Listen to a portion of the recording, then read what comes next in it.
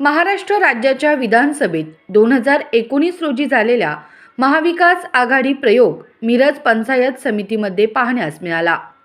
पंचायत समितीमध्ये भाजपचे 10 संख्याबळ असताना तरीसुद्धा महाविकास आघाडीने भाजप विरुद्ध सर्व पक्षांना सोबत घेऊन पंचायत समितीवर सभापती उपसभापती निवडणुकीसाठी मोठ बांधली। महाविकास आघाडीमधून काँग्रेसला सभापती पदाची संधी देण्यात आली।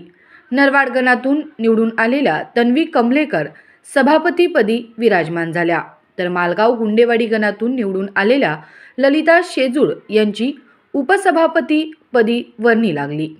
दोन्ही राष्ट्रवादी काँग्रेस एकत्रित येऊन शिवसेना शिंदे गटाला सोबत घेत भाजपचा करेक्ट कार्यक्रम केला असल्याचे दिसून आले।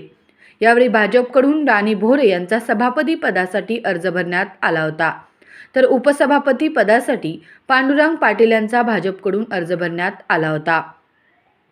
बुधगाव गटातून निवडून आलेले सेनेचे उमेदवार पांडुरंग इंगळे अनुपस्थित राहिल्यामुळे काही वेळ ट्विस्ट पाहण्यास मिळाला।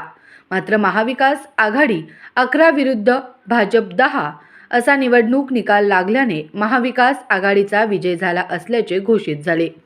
यावेळी समर्थकांनी मोहन वनखंडेसर, विशालदादा पाटील, अजितराव घोरपडे सरकार यांच्या समर्थनार्थ घोषणा दिल्या। एकंदरीतच पंचायत समितीमध्ये महाविकास आघाडीने सत्ता आणली असल्याचे शिक्कामोर्तब झाले आहे।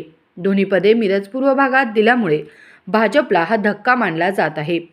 महाराष्ट्रात सर्वात कमी वयाच्या सभापती म्हणून तन्वी कमलेकर यांचा रेकॉर्ड झाला आहे।